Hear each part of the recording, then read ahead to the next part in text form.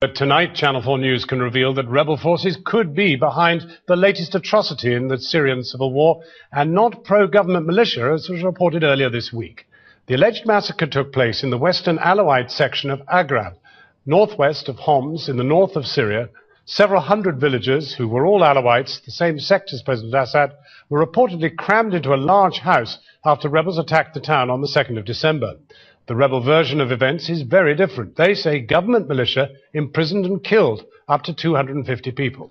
Our chief correspondent, Alex Thompson, is the first independent journalist to get into the area. He's spoken to eyewitnesses who escaped the town and has this exclusive report. Into the Badlands of central Syria, where some of the worst massacres of this war have taken place. A wrong turn here can mean being arrested, kidnapped, or worse. So an escort's vital. We're told to follow one car and then another. A journey of a few miles direct takes almost an hour. Finally, we reach Aqrab, a small place, 9,000 Sunni, 2,000 Alawite. We spoke to 3 people who'd escaped the town, all are Alawite, speaking in government areas. All spoke completely separately, in different places. None knew we'd interviewed the others, and no government official was present. Their stories corroborate each other in detail, as do those of many others we spoke to off camera. They completely contradict the version of Aqrab which has gone global, largely from rebel war propaganda websites. All sides agree Aqrab was attacked by rebels on Sunday, December the 2nd, but our eyewitnesses say Sunni rebels took hundreds of Alawite civilians as prisoner. They had long beards, and sometimes you couldn't quite understand what they said. They were not dressed in the normal way.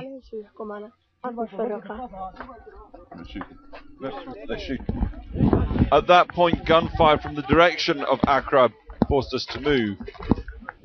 All say the rebels came from the direction of Houla, just 5 miles over these hills at the edge of town. It's the site of a massacre of 108 people in May, and it is a rebel stronghold. They were wearing black ski masks. They took our phones and car keys. They forced us out of our homes and set fire to them. I hope God burns them like they burned our homes. Hundreds of Alawites escaped the fighting to surrounding villages, but our witnesses say up to 500 were held prisoner by rebels after the attack. Held here in this red building where officials believe hundreds may still be held, and they're trying to get them free. We would ask for food and they wouldn't give us food. Other villages would send us food, but they would take it for themselves and not give it to us. We asked for water, they wouldn't give us water. The little children with us started crying for food and water, so the mothers had to beat the children to silence them because they asked for food and water too much. They tried to convince us to hand over the women, to take them to Houla. We didn't do that because we didn't trust them. It went on for 9 days, and then from across town on Monday came a delegation including Aqrab's mayor and the imam. They wanted to try and free the women and children. We said either we all go out together, including the sheikh and the mayor, or we all die together. In the early hours of Tuesday morning, they all separately described 3 truckloads of prisoners somehow making it out along the road to Tauna village and safety. A 4th truck left, but never made it to the village. That truck went to rebel-held Houla instead, and there, an unnamed woman and boy, apparently speaking under duress, told rebels that pro-government militias, not the rebels, took them prisoner. Fighting prevented us entering Aqrab, but from where we stood we could see that the house everybody said they were kept in appears intact, as does much of the town.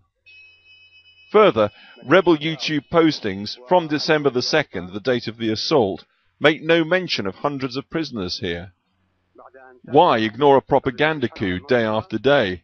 And why after Tuesday are there no pictures of the bodies or burials on rebel postings?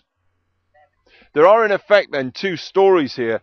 First of all, it's corroborated by both sides that a large number of civilian Alawite villagers were taken prisoner in Aqrab. They were held, and then a number at least were released. But what happened after that?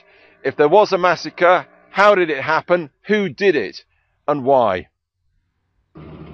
At the town hall in Hama, the nearest city, officials said they were negotiating to end the prisoners' ordeal. They say it's still going on. They believe the imam and the mayor and many others have been killed. The only independent witnesses to make it to the prisoners were the Red Crescent, and they have declined to speak to us for some days. Today there was more fighting in the town, and when we visited, the call to prayer echoed eerily over a largely deserted town. There are people on the streets, we could see them. Rebels perhaps, but who knows? Aqrab still holds its secrets. Alex Thompson, Channel 4 News, Aqrab.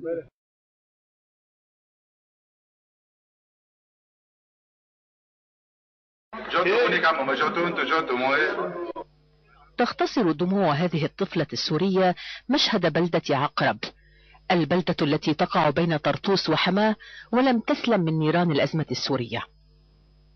عقرب سلط عليها الضوء إعلاميا خلال الأيام الماضية بعد حديث عن مجزرة طالت فئة من سكانها بسبب انتمائهم الطائفي. هي إذن الحرب بكل بشاعتها شوهت أحلام الأطفال ولم تجعلهم يفضلون سوى اللون الأسود. كنا بالمدرسة بعقرب بس هلق وين في مدارس؟ هلق طلعنا لهون ما في مدرسة على السوا، ما في قراي، شو بدنا نعمل؟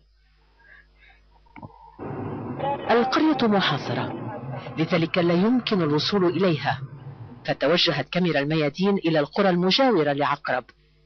إلى هنا لجأ سكان عقرب هربا من الحصار. ماذا فعل الحصار بهم؟ زنجة اللي بنزل فيها الجلي والله بيحطوها تحت الشتاء وبينقطوا بتم أطفال رضع والله العظيم. ما عم يوصل شيء، لا غذاء لا شيء، عم يشعل الدواليب داخل إطار المبنى وعم يخنقون من دخان، ولا مي ولا أكل ولا شرب. يمكن 3/4 الناس كلها ماتت. إشارات اللي على شعر البنات يفرشوها تحت المطر بس لينقطوا بتم الطفل الرضيع. 25 طفل يا حسراتي، هن ماتوا رباطا جوا محاصرين على حب الزيتون، كل طفل بياكلوا حبة حبة كلنا. ما هي قصتهم؟ معظمهم غادر عقرب بعد حصار البلدة ليبقى فيها نحو 500 من الطائفة نفسها.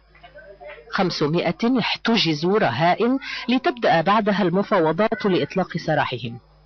4 من قادة المعارضة المسلحة مقابل المدنيين. على 4 دفعات اتفق الطرفان للإفراج عن المدنيين وقادة المعارضة المسلحة التي حاصرتهم. 100 مدنيين مقابل قائد واحد.